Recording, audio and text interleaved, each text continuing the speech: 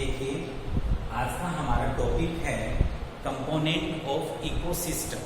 पहले की क्लासेस के अंदर हम पढ़ चुके हैं कि इकोसिस्टम क्या होता है। अब हम बात करेंगे कि इकोसिस्टम के कंपोनेंट्स क्या क्या होते हैं।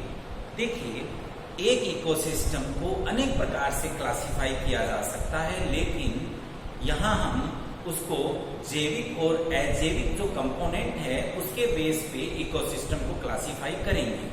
तो इस आधार पर हम जैविक और अजैविक कंपोनेंट के बेस पे इकोसिस्टम को क्लासिफाई करेंगे और इस बेस के ऊपर इकोसिस्टम को क्लासिफाई किया जा सकता है।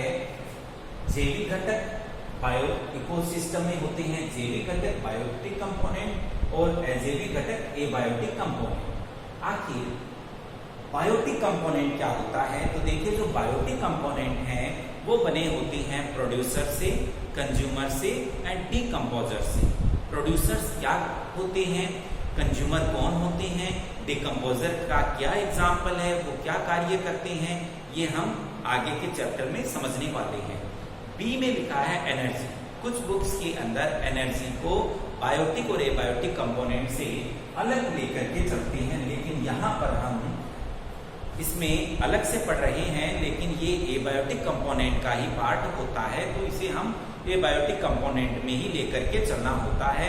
आखिर एबायोटिक कंपोनेंट और कौन से होते हैं? तो देखिए, इसमें इनऑर्गेनिक पदार्थ भी होते हैं, ऑर्गेनिक सबस्टेंस भी होते हैं, इसमें क्लाइमेटिक जलवायु कंटेंट भी होती हैं और एडेपिक फैक्टर भी होती हैं। ये भी एबायोटिक कंपोनेंट का ही पार्ट होते हैं। इस टेबल में हम इसको विस्तृत रूप से समझते हैं कि इकोसिस्टम के कंपोनेंट्स क्या क्या हो सकते हैं या क्या क्या हो सकती हैं। तो देखिए, ये एक टेबल बनाई गई है जो कंपोनेंट ऑफ इकोसिस्टम के नाम से आपको नजर आ रही है। इस टेबल के अंदर ये है एबायोटिक कंपोनेंट और ये है बायोटिक कंपोनेंट। पहले हम डिस्कशन करते हैं एबायोटिक कंपोनेंट्स का। एबायोटिक कंपोनेंट के अंदर सबसे पहले आई है एनर्जी। एनर्जी, आप जानते हैं कि एनर्जी का अर्थ पर जो सबसे मेन सोर्स है वो है सोलर एनर्जी। सन से रेडिएशन अर्थ पे पहुंचती है और वहां वैसे हमें अर्थ पर एनर्जी रिसीव होती है। दूसरा है मटेरियल्स, पदार्थ। एबायोटिक कंपोनेंट में मटेरियल्स या जो पदार्थ होती हैं वो कार्बनिक और अकार्बनिक दोनों प्रकार के हो सकते हैं, यानी वो इनऑर्गेनिक भी हो सकते हैं और ऑर्गेनिक भी हो सकते हैं। उसके बाद आते हैं क्लाइमेटिक फैक्टर, वायु जलवायु भी एक कारक आते हैं। इसमें आता है लाइट, आप देख सकते हैं लाइट है, हीट है, टेम्परेचर है, विंड है, ह्यूमिडिटी है एंड रेनफॉल है। ये कुछ मेन क्लाइमेटिक फैक्टर्स हैं जो कि एबायोटिक कंपोनेंट के अंदर आते हैं। हमें ये पता होना चाहिए कि एबायोटिक कंपोनेंट क्या होती हैं। तो उसके अंदर क्लाइमेटिक फैक्टर्स, उसमें मटेरियल्स, उसमें एनर्जी और उसमें इडेपिक फैक्टर भी आते हैं। इडेपिक फैक्टर या मर्दीय कारक क्या होते हैं? देखिए, ये इडेपिक या मर्दीय कारक का मतलब होता है कि सोइल किस टाइप की। आप जानते हैं कि सोइल अलग अलग टाइप की होती है, उसकी प्रॉपर्टी, केमिकल कंपोजिशन भी अलग होता है, उसका ऑर्गेनाइजेशन कैसा होता है, केमिकल कंपोजिशन कैसा होता है। तो उस बेस के ऊपर हम यहाँ एबायोटिक फैक्टर्स में इडेपिक फैक्टर्स को भी इंक्लूड करके चलते हैं। अब हम बात करते हैं बायोटिक फैक्टर्स की या बायोटिक कंपोनेंट। बायोटिक कंपोनेंट, क्योंकि ये कंपोनेंट ऑफ इकोसिस्टम है, तो बायोटिक कंपोनेंट में क्या आते हैं? तो आप देख सकते हैं बायोटिक कंपोनेंट में आते हैं प्रोड्यूसर्स। अब ये प्रोड्यूसर्स कौन होते हैं आगे हम जानने वाले हैं। तो सबसे मेन प्रोड्यूसर वो होंगे जो ऑटोट्रॉफ होंगे, जो स्वयंपोषी होंगे, जो सोलर रेडिएशंस की हेल्प से अपना फूड बनाते हैं। इसमें प्रोड्यूसर्स के अंदर आते हैं। फिर आता है कंज्यूमर्स या उपभोक्ता। कंज्यूमर्स जो होते हैं वो इसमें 2 टाइप के शो किए हैं। पहला होता है मैक्रो कंज्यूमर या फैगोटॉप्स। वृहद उपभोक्ता हिंदी में भी कहते हैं। ये क्या होते हैं? ये शाकाहारी प्राइमरी कंज्यूमर, मांसाहारी secondary consumer and scavenger, omnivorous भी इसी के अंदर आते हैं। वहीं जो माइक्रो कंज्यूमर्स होते हैं उसमें डिकम्पोजर्स, ऑस्मोट्रॉप्स आते हैं, जैसे बैक्टीरिया, फंजाई, जो डेड पार्ट्स जो होते हैं उनका डिके करने के काम करते हैं।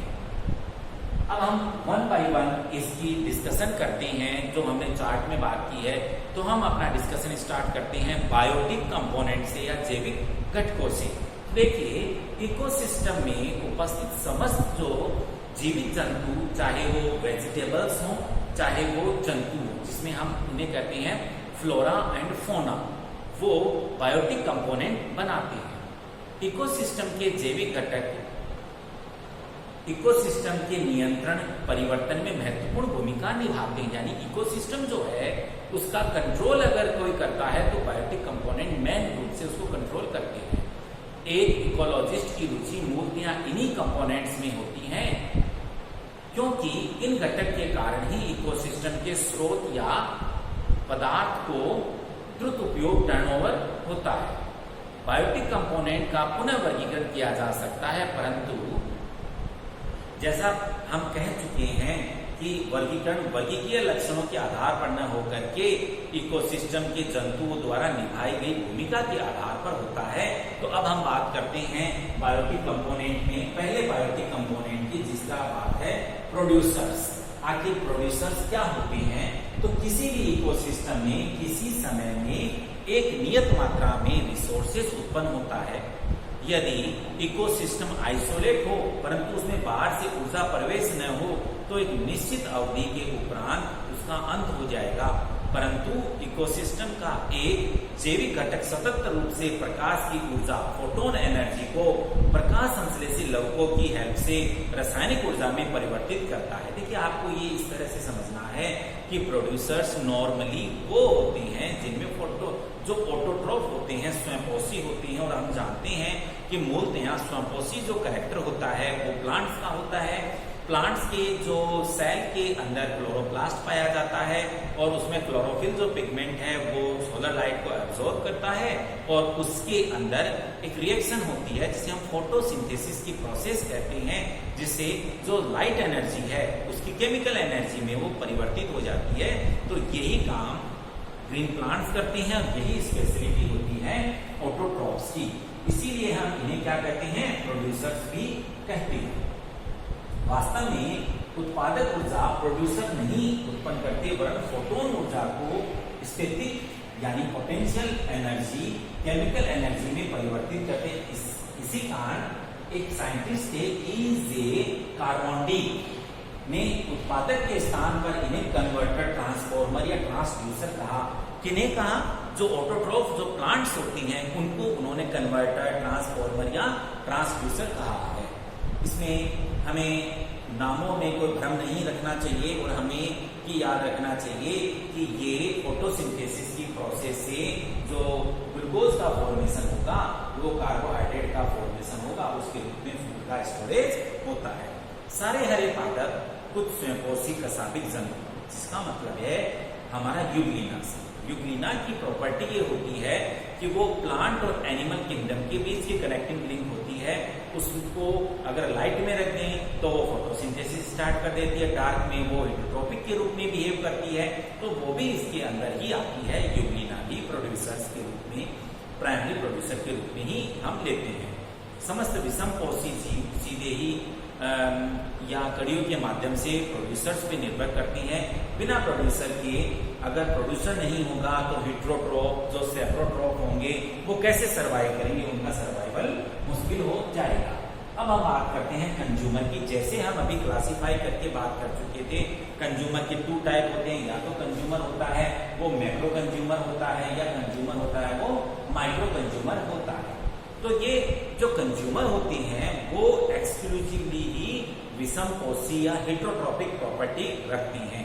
इन्हें माइक्रो और मैक्रो कंज्यूमर्स में डिवाइड किया गया है। मैक्रो कंज्यूमर में कौन कौन आता है? तो इसमें अभी हमने बात की थी, इसमें शाकाहारी हर्बीवोरस, मांसाहारी कार्निवोरस, ओमनिवोरस एंड डेट्रीवोरस अपृतभोजी शामिल किए गए हैं, जो अन्य जंतुओं का पूर्णतया छोटे भागों में भक्षण करते हैं या कार्बनिक कणीय पदार्थों को खाते हैं। लघु उपभोक्ताओं में बैक्टीरिया और कवक। जो हमने माइक्रो कंज्यूमर की बात की थी, तो माइक्रो कंज्यूमर के अंदर बैक्टीरिया और फंजाई आते हैं। अब हम बात करते हैं कि इकोसिस्टम की निश्चित परिभाषा में उपभोक्ताओं का आशय सिर्फ मैक्रो कंज्यूमर से है। इसमें हम डेट्रीबोर का यूज इसको इंक्लूड नहीं करते हैं। मैक्रो कंज्यूमर को फैगोट्रॉफ या बायोफेज भी कहा जाता है। तो अगर कोई कहे फैगोट्रॉफ तो इसका मतलब वहां डिस्कशन हो रहा है मैक्रो कंज्यूमर्स का। कंज्यूमर्स हेटेरोट्रॉपिक जीव हैं जो सिंपल इनऑर्गेनिक पदार्थों से स्वयं अपना भोजन नहीं बना पाते हैं, क्योंकि इनमें फोटोसिंथेसिस के लिए प्लास्टिक्स नहीं पाए जाते। जो उपभोक्ता अत्यंत महत्वपूर्ण जंतु है, क्योंकि ये वनस्पतियों को जंतु उत्तक एनिमल टिश्यू या फ्लैश में परिवर्तित कर देते हैं। इस फ्लैश का भक्षण ही कार्निवोरस करते हैं और इस महत्वपूर्ण भूमिका के कारण प्राइमरी कंज्यूमर को की इंडस्ट्री एनिमल कहा जाता है। तो प्राइमरी कंज्यूमर का सेंस है हर्बीवोरस से। हर्बीवोरस शाकाहारी जो डिपेंड करते हैं अपने फूड के लिए हर्ब्स पर, जो डिपेंड करते हैं प्लांट्स के ऊपर, और कार्निवोर वो होते हैं जो अपने फूड के लिए प्राइमरी कंज्यूमर या हर्बीवोर्स के ऊपर डिपेंड करते हैं। घास, पत्ती, फल, परागण, बीज आदि का भक्षण करने वाले जीवों को हम इसके अंदर इंक्लूड करते हैं। अब एक लंबी श्रृंखला पाई जाती है, इसके अंदर कीटों को प्राइमरी कंज्यूमर C1, एक एग्जाम्पल आपके सामने डिस्प्ले किया गया है, आप इस एग्जाम्पल को समझिए। इस एग्जाम्पल के अंदर ये वनस्पतियां हैं, इन वनस्पतियों को C1, ये देखिए जो वनस्पति है ये प्रोड्यूसर है, P यानी कि प्रोड्यूसर। इस प्रोड्यूसर को कौन खा रहा है? कीट C1, कंज्यूमर 1। आप जानते हैं कि जो मैक्रो कंज्यूमर है ये, और कंज्यूमर में ये कौन सा कंज्यूमर है? Primary consumer. प्राइमरी कंज्यूमर का क्या सेंस हुआ कि प्राइमरी जो कंज्यूमर होंगे वो किससे अपना फूड लेंगे? वो प्रोड्यूसर से लेंगे। और इसे अब आगे फूड चेन में कौन इसको खा रहा है? C2, कंज्यूमर नंबर 2, जो फ्रॉग है। यहाँ पर फ्रॉग है वो कार्निवोरस है। फिर इसको आगे कौन खा रहा है? C3, स्नेक, जो ओमनिवोरस के रूप में रिप्रेजेंट किया गया है, जो कार्निवोरस ही है, लेकिन वो इससे बड़ा कार्निवोरस है। उसके बाद ये C3 टर्मिनल कंज्यूमर है, जो कि एक बर्ड है, जो पिकॉक भी हो सकता है, जो ओमनिवोरस है, जो इन सबको जो स्नेक को खा सकता है, ओमनिवोरस है। देखिए यहाँ एक लंबी खाद्य श्रृंखला प्राप्त होती है। इसमें कीटों को प्राइमरी कंज्यूमर, मेंढक को सेकेंडरी कंज्यूमर कहा गया है, स्नेक को टर्सरी कंज्यूमर, और जो एपेक्स में फूड चेन के जो शीर्ष पर बैठता है, एपेक्स पे बैठता है, वो टॉप कंज्यूमर कहलाता है, जिसे हम C3 कह रहे हैं। इस प्रकार से ये फूड चेन शो की गई है। फूड चेन उपरोक्त उदाहरण से कम या अधिक लंबी हो सकती है। अमूमन एक फूड चेन में 4 से 5 स्टेप होती हैं। इस एग्जांपल में आप देख सकते हैं 1, 2, 3, 4, 5, मैक्सिमम 5 स्टेप हैं। अब एक फूड चेन में कितनी स्टेप्स होंगे, कितने लेवल होंगे फूड चेन के, ये आप आगे लिंडमान का जो रूल आएगा उसमें आप समझेंगे कि फूड चेन के चक्र में कि उसमें 4 to 5 भी क्यों हो सकती हैं, और एनर्जी या 10% का रूल क्या है वो आगे की क्लासेस में आप जानेंगे। सामान्यतः उपलब्ध ऊर्जा की श्रृंखला में उत्तरोत्तर घटते जाने के कारण खाद्य श्रृंखला में अधिक पद नहीं होते। उत्पादकों का भक्षण करने वाले सदस्य प्राथमिक उपभोक्ता, श्रृंखलाओं के अंत सदस्य शीर्षस्थ मांसाहारी कहलाते हैं। शेष सदस्यों में को श्रृंखलाओं में उनके स्थान के अनुसार नाम दिया जा सकता है। यह आवश्यक नहीं है कि एक श्रृंखला में जो जंतु जो भूमिका निभाते हैं वो हर श्रृंखला में उसी स्थान पर रहें, अन्य श्रृंखला में उनका मतलब इनका नाम स्थायी नहीं है कि वो सेकंड ही कंज्यूमर होगा या वो टर्सरी ही कंज्यूमर होगा। अब हम बात करते हैं डिकम्पोजर ऑर्गेनिजम्स की। डिकम्पोजर आप जानते हैं कि कोई भी ऑर्गेनिक जो कंटेंट है, कोई भी एनिमल अगर मर गया है, कोई प्लांट है वो अगर मर गया है, तो उसके जो ऑर्गेनिक कंटेंट को या उनकी बॉडी को डिकम्पोज करने वाले जो एनिमल्स होंगे वो डिकम्पोजर कहलाएंगे। यहाँ हम बात करते हैं, देखिए मृत जंतु, वनस्पति व अन्य जैविक पदार्थ जैसे जैसे पत्तियां हैं, गोबर है, पंख है, ये सब अपरद या डेट्राइटस कहलाते हैं। इनका भक्षण करने वाले जीव डेट्रीवोरस जीव या डेट्राइटस फीडर कहलाते हैं। यहाँ आप देख सकते हैं ये डेट्राइटस फीडर है यहाँ पर। अब इसमें दो इसकी कैटेगरी बनाई गई है। पहली कैटेगरी है डीकंपोजर, इसे हम कहते हैं जीव अपघटक डीकंपोजर या माइक्रो कंज्यूमर। आखिर ये क्या होते हैं? तो देखिए, एक श्रेणी के जीव डीकंपोजर या माइक्रो कंज्यूमर कहलाते हैं। डीकंपोजर इकोसिस्टम में महत्वपूर्ण भूमिका निभाते हैं क्योंकि ये न्यूट्रिएंट की साइक्लिंग करते हैं। देखिए, लाइफ साइकिल में एनिमल ने फीड किया, प्लांट ने फीड किया और अपनी बॉडी के अंदर न्यूट्रिएंट्स को स्टोर किया। उसके डेथ होने के बाद वो न्यूट्रिएंट वापस इकोसिस्टम में जाना चाहिए, फूड साइकिल में आना चाहिए।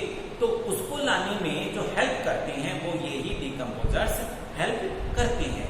ये मध्य कोशिका प्रोटोप्लाज्म कोशिका भित्तियों को सरल कार्बनिक व अकार्बनिक पदार्थों में तोड़ते हैं। तो इनका क्या कार्य है? इनका ये कार्य है कि जो एनिमल है उसकी बॉडी में जो सेल का प्रोटोप्लाज्म है, सेल वॉल है, उसको डिकम्पोज करके जो कॉम्प्लेक्स कंपाउंड है उनको वो तोड़ देते हैं सिंपल कंपाउंड के अंदर, तथा इस प्रकार इन पदार्थों को पुनः खाद्य श्रृंखला या उत्पादों को उपलब्ध करवाते हैं। अब कौन इसका एग्जाम्पल है? तो आप देख सकते हैं इसके एग्जाम्पल्स के अंदर हम लेते हैं बैक्टीरिया, हम लेते हैं फंजाई, इन्हें हम ट्रांसफॉर्मर्स भी कहते हैं। ट्रांसफॉर्मर क्यों कहेंगे? क्योंकि bacteria, fungi complex organic compound जो बाउंड फॉर्म में है सेल में, उनको सिंपल ऑर्गेनिक कंपाउंड में कन्वर्ट करते हैं जो नेक्स्ट की फूड चेन के लिए या वो इकोसिस्टम में आगे के एनिमल्स के लिए अवेलेबल रहते हैं। इन्हें सेप्रोफाइट्स, सेप्रोफेगस भी कहा जाता है। जो डेड मरे सड़े हुए पदार्थ होते हैं उनको खाने वाले सेप्रोफेगस कहलाते हैं। बी कैटेगरी में हम बात करते हैं अपरद भोजियों की दूसरी श्रेणी मैक्रो कंज्यूमर्स की है। सामान्यतया अपरद का भक्षण करने वाले ऐसे बड़े जीव स्कैवेंजर्स कहलाते हैं। तो देखिए, जो दूसरी कैटेगरी है वो कैटेगरी है स्कैवेंजर्स की, अपमार्जक की। पहली कैटेगरी किसकी थी? माइक्रो कंज्यूमर की। दूसरी बात किसकी कर रही है? मैक्रो कंज्यूमर की। माइक्रो कंज्यूमर को हमने लास्ट में जाकर के क्या कहा? हमने इसे ट्रांसफॉर्मर या सेप्रोफेगस कहा। लेकिन जो दूसरी कैटेगरी वाले ये कहलाते हैं, ये स्कैवेंजर्स कहलाते हैं, जिसमें बड़े आकार की साइज के मैक्रो कंज्यूमर आते हैं, जैसे वल्चर्स, जैसे क्रो, जैसे हाइना इस श्रेणी में आते हैं। तो आपको ये एग्जाम्पल याद रखना चाहिए कि माइक्रो कंज्यूमर में तो बैक्टीरिया, फंजाई, लेकिन मैक्रो कंज्यूमर के अंदर आते हैं वल्चर्स, क्रो एंड हाइना वगैरह इस श्रेणी के अंदर आते हैं। कैंचुए, कुछ कीट, निमेटोडा, अन्य छोटे अपरदभोजी हैं। हाल ही में अध्ययनों से पता चला है कि अपमार्जक प्रकार के जंतु भी उपभोक्ताओं या अपघटकों का कार्य करते हैं या उसमें सहायता करते हैं। अतः इनका उल्लेख अपघटकों के साथ करना नहीं करेंगे हम। इन अपघटकों के कारण खाद्य श्रृंखला पोषकों का चक्र निम्न प्रकार होता है। तो देखिए, ये प्रोड्यूसर है, प्रोड्यूसर से ये आया कंज्यूमर 1, कंज्यूमर 2 और कंज्यूमर टर्मिनल कंज्यूमर। अब ये टर्मिनल कंज्यूमर डेड हो गया, या ये आपका जो C2 लेवल के ऊपर कंज्यूमर 2 जो हमने, या जिसे हम कार्निवोरस कह रहे हैं, कंज्यूमर नंबर 1 जिसे हम हर्बीवोरस कह रहे हैं, अगर ये डेड होते गए तो इनको डीकंपोजर्स डीके करके वापस से इकोसिस्टम में लाता जा रहा है, अवेलेबिलिटी उपलब्ध करवा रहा है। अब हम बात करते हैं एनर्जी की। देखिए मित्रों, हमने ये बात करी थी कि एनर्जी ये बायोटिक कंपोनेंट की है, लेकिन यहाँ ज्यादा विस्तृत रूप से समझाने के लिए एनर्जी को अलग से यहाँ लिया हुआ है। एक इकोसिस्टम में एनर्जी बहुत ही महत्वपूर्ण है। इनका अजैविक घटकों के साथ हम अध्ययन करते हैं।